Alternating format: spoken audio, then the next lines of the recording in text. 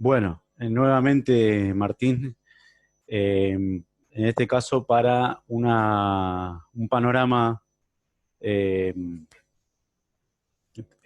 interesante o singular sobre el proceso emancipatorio de Brasil, de acuerdo a- al texto de Mara Espasande y Jaramillo. Bueno, en principio decirles que el Brasil en sí eh, es como que tiene otras variables de análisis. Eso es lo indica en la introducción del proceso emancipatorio. En el texto se indica esto en el inicio, pero para no repetir lo mismo, las mismas variables, bueno, hay otras variables como por ejemplo, además del esclavismo, decir que la composición poblacional eh, cuantitativa, la cualitativa, bueno, esclavos, pero la cuantitativa lleva a que uno cuando ve en general todo lo que es el Brasil y prácticamente es un continente en sí. El modo de producción esclavista marca un punto de inflexión y diferencia con el resto de otros procesos emancipatorios, con los hispanoamericanos principalmente. Porque si uno va hacia las Antillas, ¿no? O hacia América Central, la propia 13 colonias, Nueva Granada, la composición social no es muy distinta a la del Brasil. Pero lo que marca la diferencia principal es que, bueno, la metrópoli no es la misma, y al no ser la misma metrópoli, evidentemente el proceso no fue el mismo, aunque podía haberlo sido. Pero bueno, porque justamente la coyuntura europea de las metrópolis, este histórico enfrentamiento de guerra económica, posicionó y resulta a veces hasta incluso contradictorio, ¿no? Porque siendo parte de la misma península, que es la península ibérica, lo más lógico hubiera sido que Portugal, digamos, hubiera transitado el mismo camino que España. Pero el camino de diferencia de las dos metrópolis, ¿cuándo comenzó? Y bueno, para ser breve, comenzó en el proceso de conquista y colonización. El Tratado de Tordesillas, ¿qué hizo? Dividió la territorialidad que le iba a pertenecer, el reino que le iba a pertenecer a, a la corona española, eh, y el que le iba a pertenecer a la corona portuguesa. Ese Tratado de Tordesillas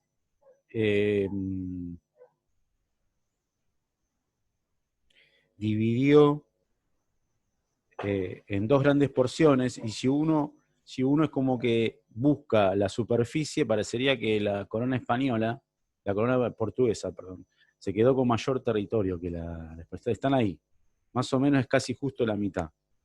Ahora, eh, ese tratado de Tordesillas marcó las diferencias entre las dos coronas, incluso los portugueses fueron los primeros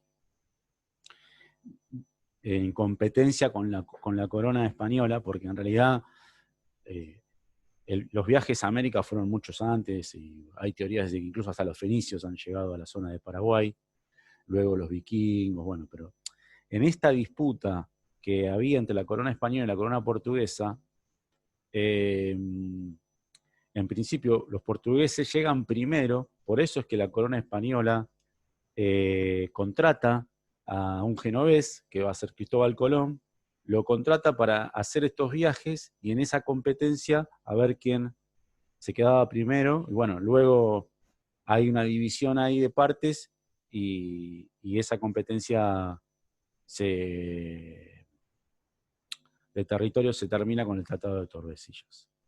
Bueno, eso como introducción. El título es un caso de continuidad. ¿Por qué un caso de continuidad? Porque en el fin del texto, el planteo es que no fue una ruptura al estilo hispanoamericano. Los españoles cuando llegaron a las Antillas Centrales, arrasaron con la población indígena, fue como un barrido grueso, luego empieza el barrido fino, y en ese barrido grueso habían prácticamente liquidado a gran parte de toda la población indígena, incluso masculina, para mano de obra. Entonces se vieron obligados a entrar a traer esclavos, y el esclavismo, que es un modo de producción que los antiguos imperios greco-romanos los conocen muy bien, principalmente el Imperio Romano, no es nada nuevo para nosotros. El modo de producción esclavista es largo placista, tiene grandes procesos, pero para no mezclar los procesos, no va a ser muy distinto el formato, las condiciones y las características, las determinaciones del modo de producción esclavista, en términos marxistas lo digo, al antiguo Imperio Romano, por ejemplo. Prácticamente el esclavo es un muerto en vida.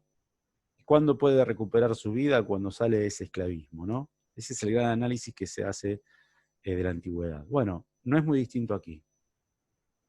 Está el famoso caso de la novela que escribió el descendiente de Kunta Kinte, que lo escribió para el centenario de la independencia de Estados Unidos, cuando escribe Raíces, ¿no? Y bueno, también hay importantes expresiones artísticas como las de Bob Marley sobre el éxodo, sobre esta vuelta a la tierra natal.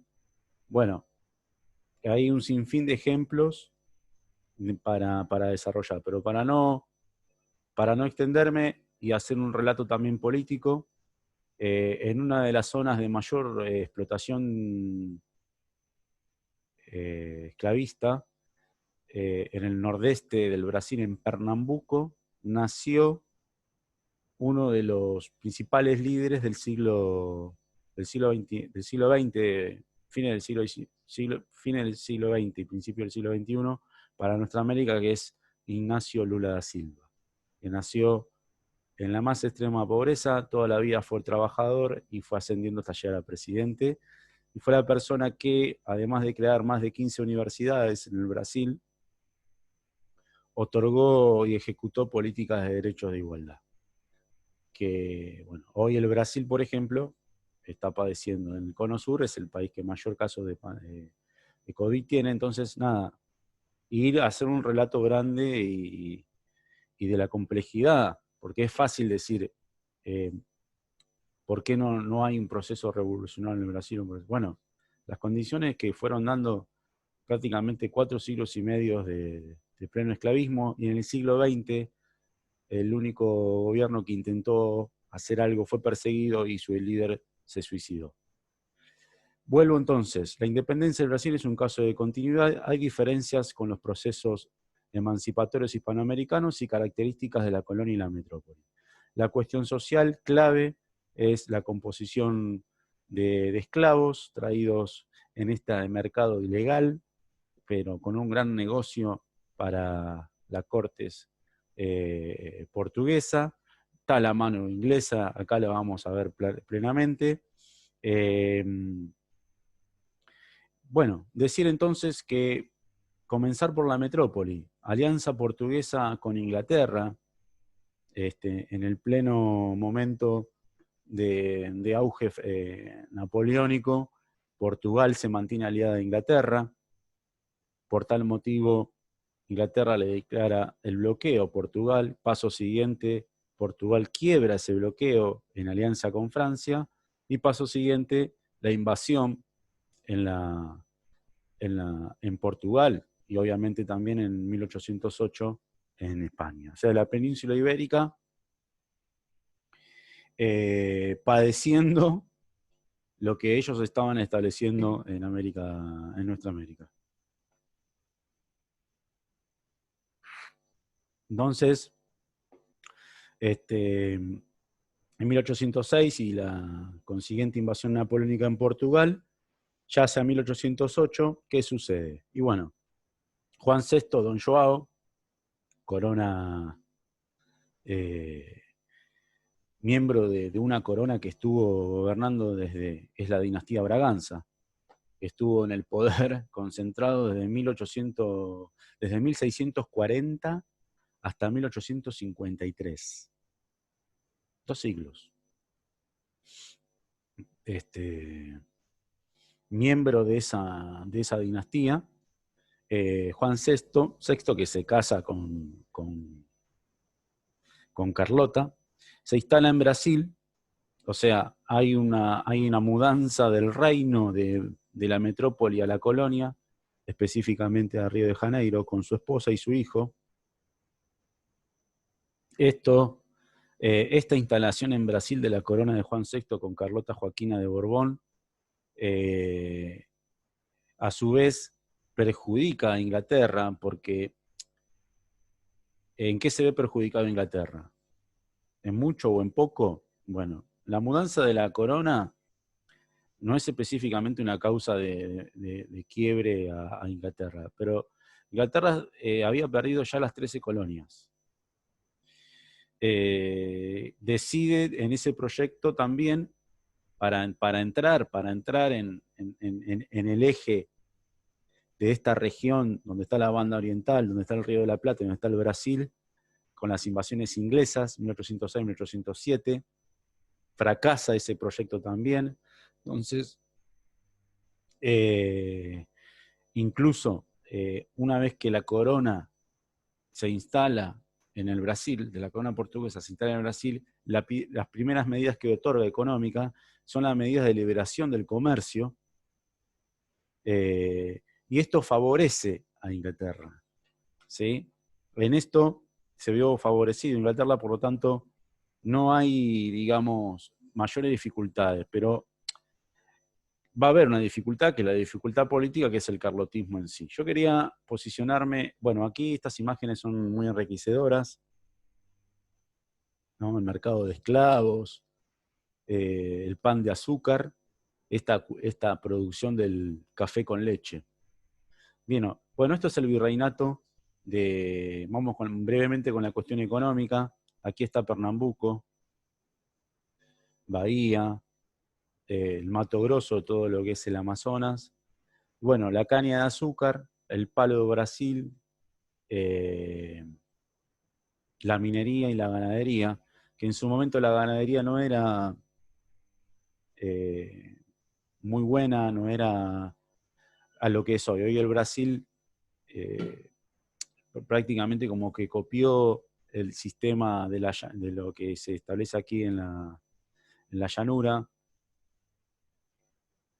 y en las pampas, y ellos tienen un nivel muy bueno de exportación de carne y de calidad. Bien, aquí están los grandes puntos neurálgicos económicos. Por supuesto que la Amazonía, al ser pulmón verde, ofrece especies medicinales. Y bueno, y la cultura del café con leche, ¿no? Que es desarrollada en este proceso también. Y luego principalmente para el mercado agroexportador. Acá hay una cartografía interesante, con un Brasil, ¿sí? con otra forma, pero bueno, es relevante. Miren aquí el Brasil, bien, perfecto, ya lo vieron. Yo paso entonces ya al siguiente eje, que es el fracaso del proyecto carlotista. Bueno, ¿qué es el carlotismo?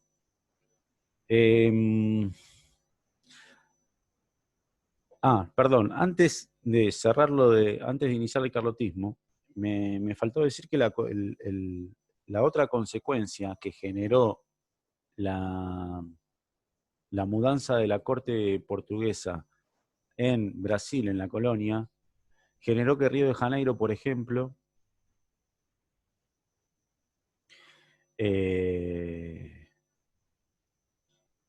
duplicara su población y que pase a ser lo que después, por ejemplo, una modernización.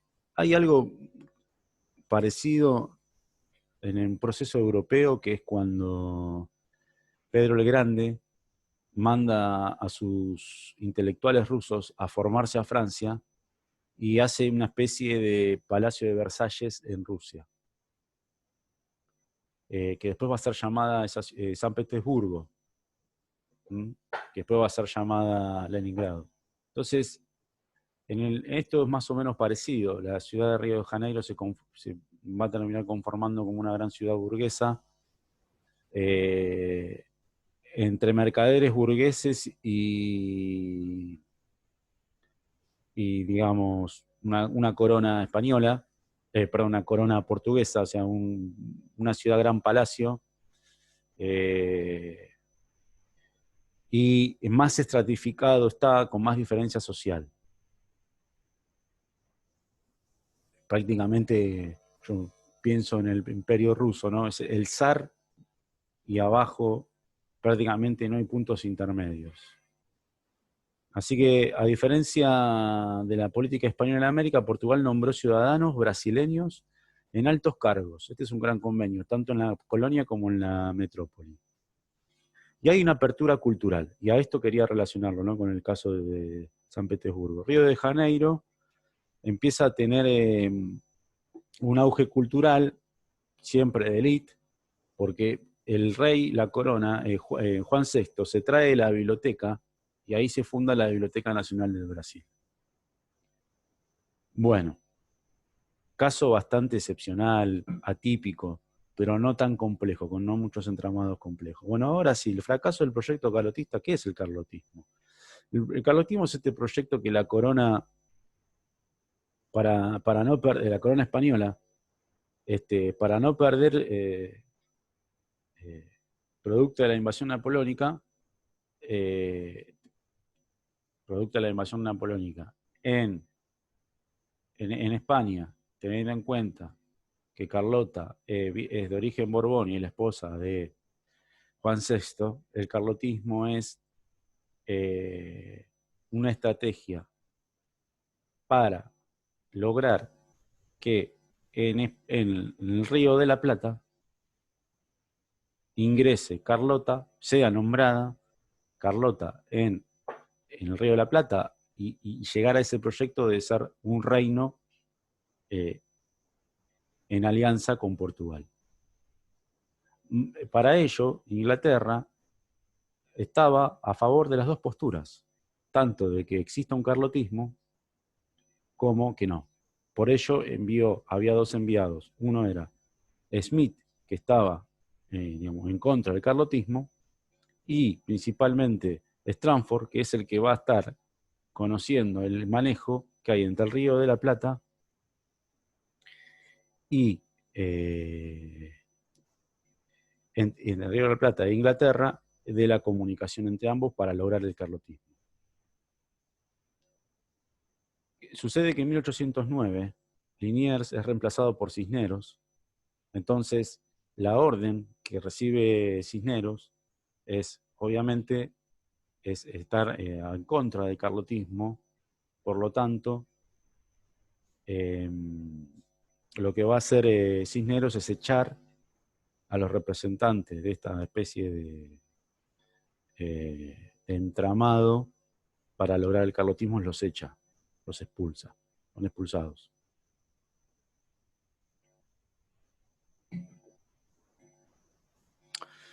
Por eso es el fracaso del carlotismo.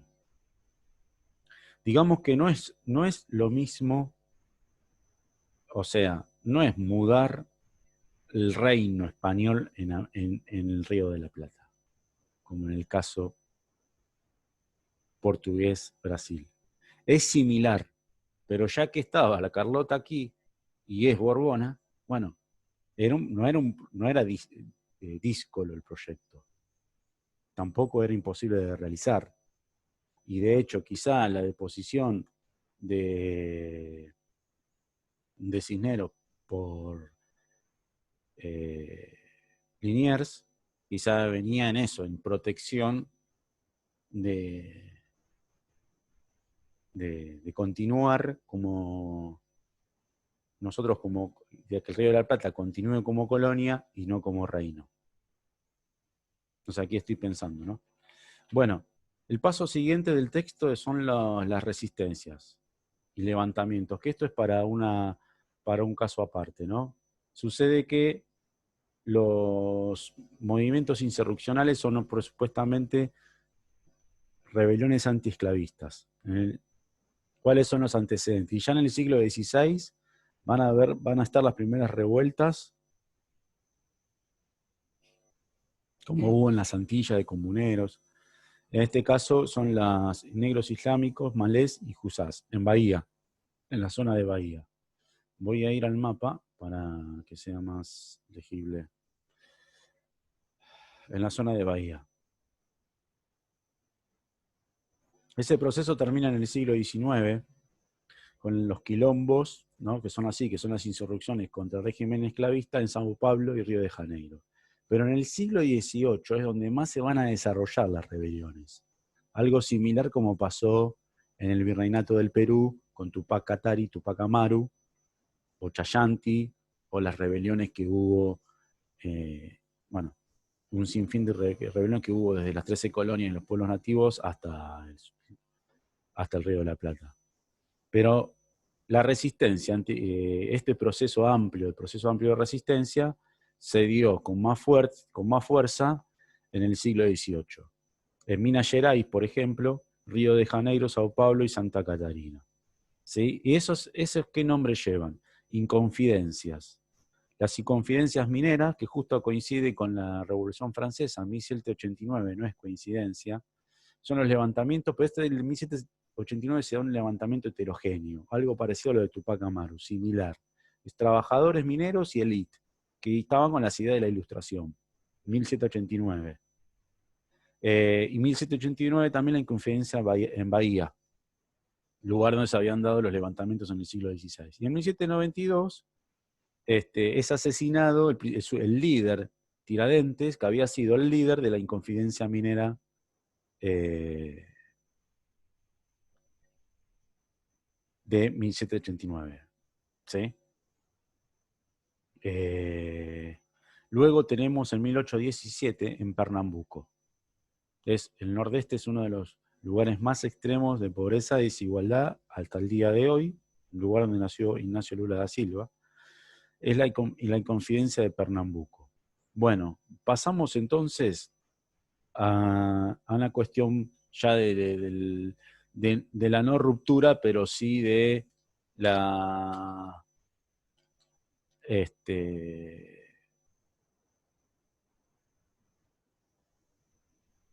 el grito de Ipiranga. Bueno, vamos con entonces la independencia de Brasil no es una ruptura,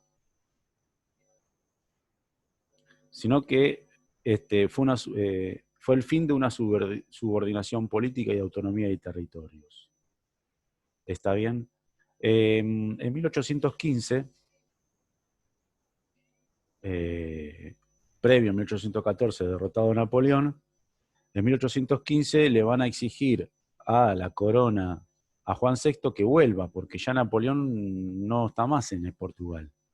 Entonces, Juan VI desiste de esto, decide quedarse, y ya en 1820, ¿qué va a suceder?